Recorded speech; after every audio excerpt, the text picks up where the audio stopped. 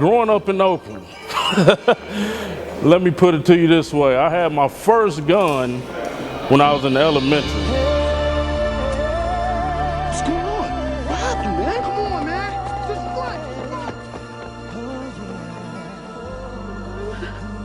Well, my first experience in solitary confinement was in San Quentin.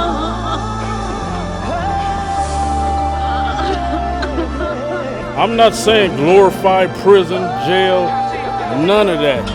Because for me, truthfully, it was a waste of 11 years. But I'm here to say, you better find another way, and I did it. So you don't have to do it no more.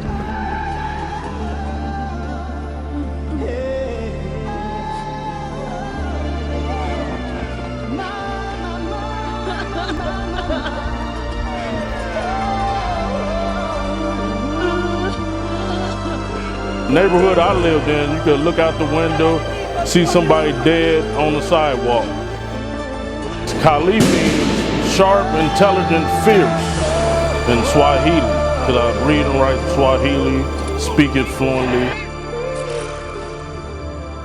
I had my mother and I had a stepfather, and I was the middle child of 2 other children, and I was the black sheep. I was the one that got beatings and just got did bad. Football, wrestling, and track, and I excelled in all 3, all city and all 3, was senior class president. And then my senior year, my older brother died. Messing around with a gun, he killed himself. My second year at Fresno, I got in trouble. I went to the coach because my money was funny. I couldn't pay my rent. I didn't have enough money for food. So I went to Coach Sweeney, rest in peace. He died this 2013. And I asked him, could I get some money, you know, advance on my scholarship? So Coach Sweeney looked me in the eye, and I never forget it. He said, sir, a man gotta do what a man gotta do to survive in this world. And me being from the streets of Oakland, I took that in a negative way. So I went out and committed some robberies, ended up going to prison and doing 7 years in prison.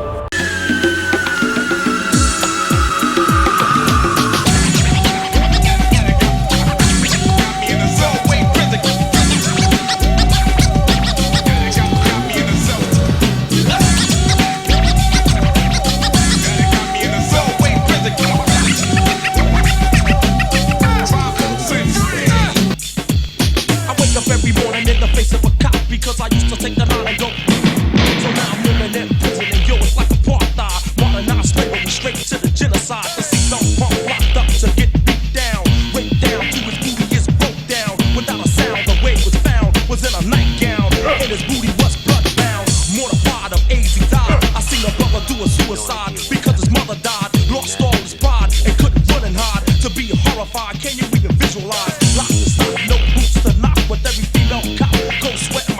But as soon as you push up, they put you in lockup. It's like a setup, and Jimmy is fed up. This is the real deal. When I got to San Quentin, that's when I started to really blossom and grow. Because I was eating Dunkin' sticks, honey buns, top ramen and tuna spreads. And I was huge, I was 230.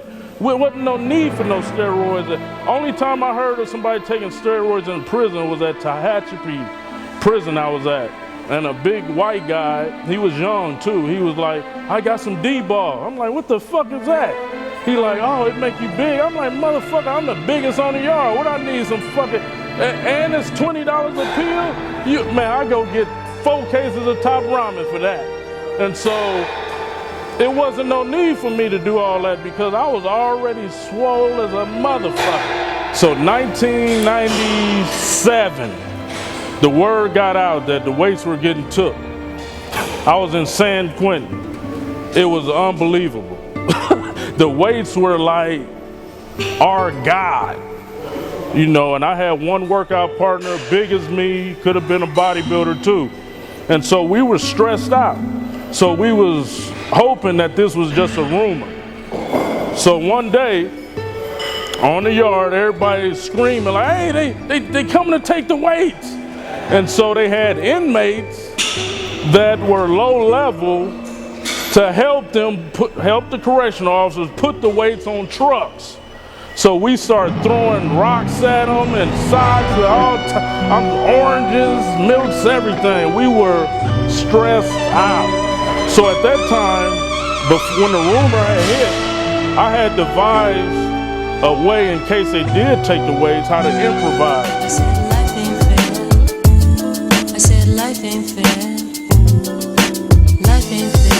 You can lock my body, but my mind is free. You can lock my body, but my mind is free. You can lock my body, but my mind is free. You can lock my body, but my mind is free. You can lock my body, but my mind is free. You can lock my body, but my mind is free. You can lock my body, but my mind is free. You can lock my body, but my mind is free. So let's get it on. Same song we sing, confined in the bing. Little brother doing the same thing. Trying to make a change, devils seem to cling. Trying to shake it, trying to make it. Sometimes I can't take it. The snakes get How you feel? Good. How you feel? Good. In man we trust, or in God we trust. In man we trust, or in God we trust. You can lock my body, but my mind is free. You can lock my body, but my mind is free. I had one of my workout partners on my shoulders doing squats, and the correctional officers didn't want that. They didn't want us to do anything like weights, no more. And so I told them, hey, send me to the hole. If I can't lift weights, if I can't work out, send me to the hole where I can do what I want to in my cell. And so that's what happened. I lost 90 days for working out. And, you know, when I tell people that story, they're like, you lost time for working out? And I'm like, yeah. So all you spoiled motherfuckers worry about what your gym got. You know, oh, my gym don't have this and that. Hey, motherfucker, I lost time from the streets for working out with water bags and using people for weights. So my mother come pick me up. We go to Costco. So she like, baby, get whatever you want. So me, being institutionalized, I go get 5 cases of Top Ramen and a big box of tuna. She like, baby, you out of prison? What you get that for? I was like, shit, I don't know what else to eat.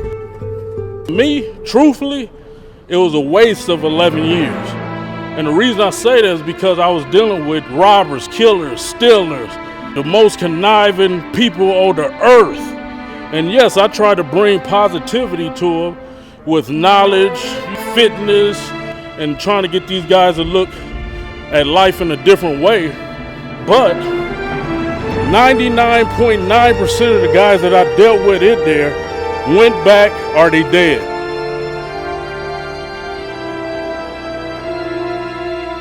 My sole purpose on this earth is to help the kids.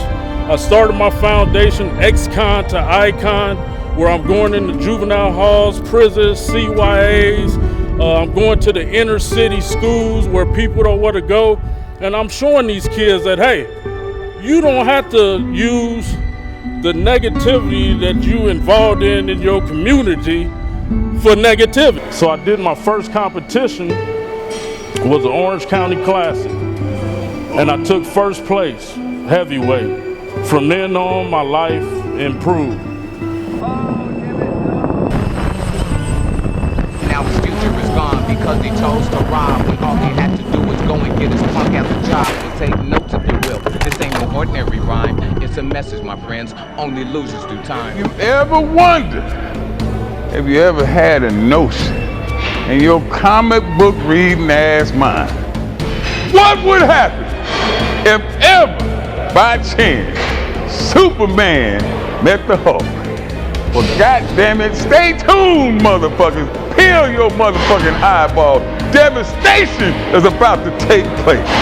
Superman and the Hulk on the same motherfucking roof. Getting shit done. You ain't gonna believe this shit. Woo! Natural your whole life, that's the way to go. And my opinion is you should stay natural as long as you can. The way I look at it, a lot of people don't see this, is if you are training 2 to 3 hours a day, you're eating 6 to 10 meals a day, and you do this repeatedly for 20 years, Just think about that logically for 1 minute. 20 years of working out every single day, 3 hours a day.